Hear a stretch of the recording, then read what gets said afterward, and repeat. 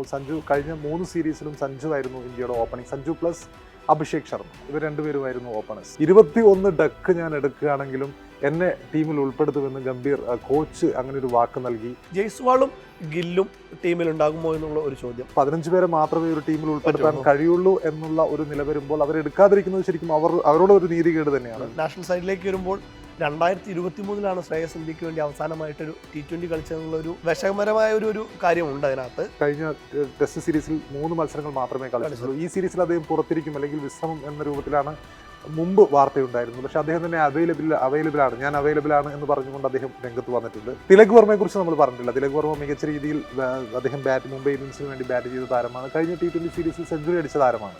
അതുപോലെ മധ്യനിരയിൽ നോക്കുമ്പോൾ സൂര്യകുമാർ യാദവ് ക്യാപ്റ്റൻ എന്ന രീതിയിൽ അദ്ദേഹത്തിൻ്റെ ഫോമും ഏറെ നിർണായകമാണ്. സെലക്ടർമാരെ സംബന്ധിച്ചിടത്തോളം അർഷദീപിന് പകരം സിറാജിനെ എടുക്കണോ അല്ലെങ്കിൽ ബുംറ മസ്റ്റാണ്. ബുംറ എന്തായാലും നമുക്ക് കപ്പ് എടുക്കണമെങ്കിൽ ബുംറ തീർച്ചയായിട്ടും വേണം.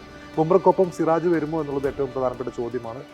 ഇന്ത്യ പാകിസ്ഥാൻ സെമി വന്നപ്പോൾ ഇരു ടീമും ഇന്ത്യ പിൻവാങ്ങിയിരുന്നു. പാകിസ്ഥാനെതിരെ കളിക്കില്ല എന്ന് പറഞ്ഞുകൊണ്ട് പിൻവാങ്ങിയിരുന്നു.